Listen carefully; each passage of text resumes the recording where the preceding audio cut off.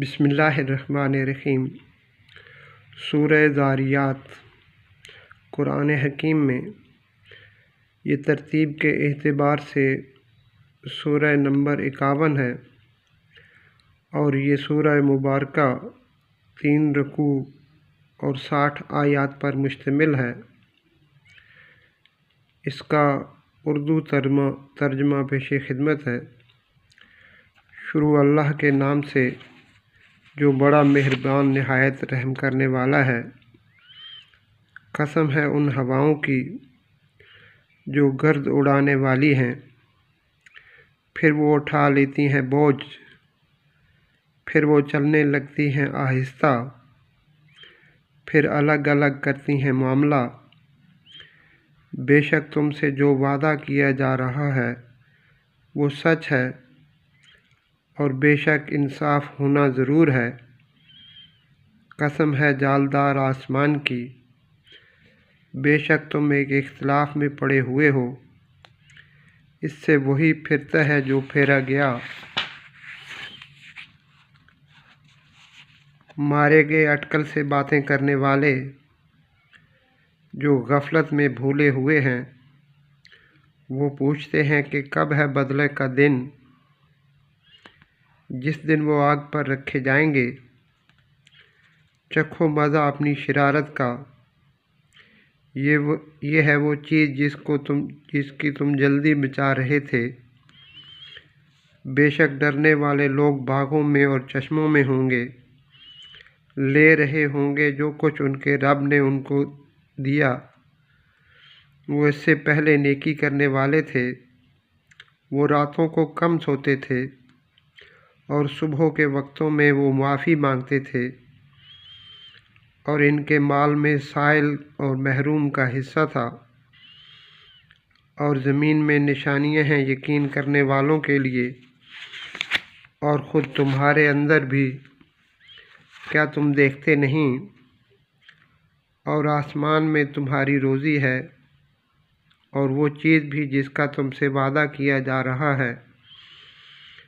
پس آسمان اور زمین کے رب کی قسم، وہ یقینی ہے جیسا کہ تم بولتے ہو۔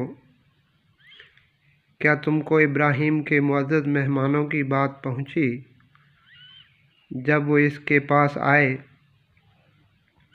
پھر ان کو سلام کیا۔ اس نے کہا تم لوگوں کو بھی سلام ہے، کچھ اجنبی لوگ ہیں۔ پھر وہ اپنے گھر کی طرف چلا اور ایک بچھڑا بھنا ہوا لے آیا، پھر اس کو ان کے پاس رکھا۔ اس نے کہا آپ لوگ کھاتے کیوں نہیں؟ پھر وہ دل میں ان سے ڈرا۔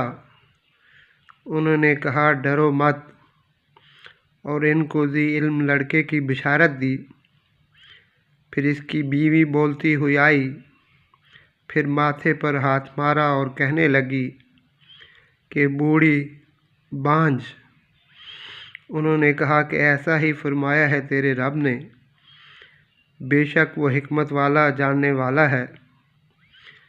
ابراہیم نے کہا کہ اے فرشتوں، تم کو کیا مہم درپیش ہے؟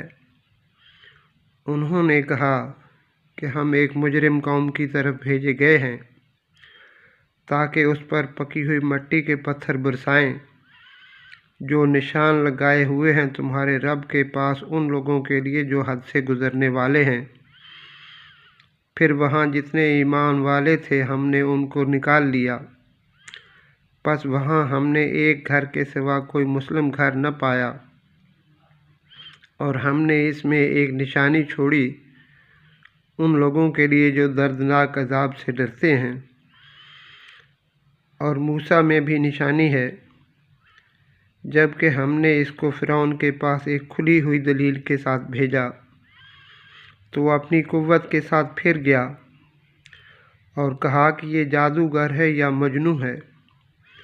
پس ہم نے اس کو اور اس کی فوج کو پکڑا، پھر ان کو سمندر میں پھینک دیا، اور وہ سزاوار ملامت تھا۔ اور عاد میں بھی نشانی ہے، جبکہ ہم نے ان پر ایک بے نفع ہوا بھیج دی، وہ جس چیز پر سے بھی گزری اس کو ریزہ ریزہ کر کے چھوڑ دیا۔ اور سمود میں بھی نشانی ہے، جب کہ ان سے کہا گیا کہ تھوڑی مدت کے لیے فائدہ اٹھا لو، پس انہوں نے اپنے رب کے حکم سے سرکشی کی۔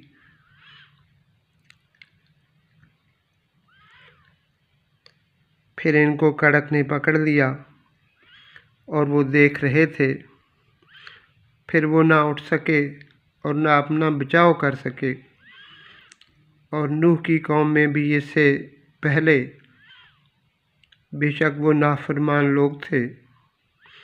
اور ہم نے آسمان کو اپنی قدرت سے بنایا اور کشادہ کرنے والے ہیں، اور زمین کو ہم نے بچھایا اور ہم کیا خوب بچھانے والے ہیں۔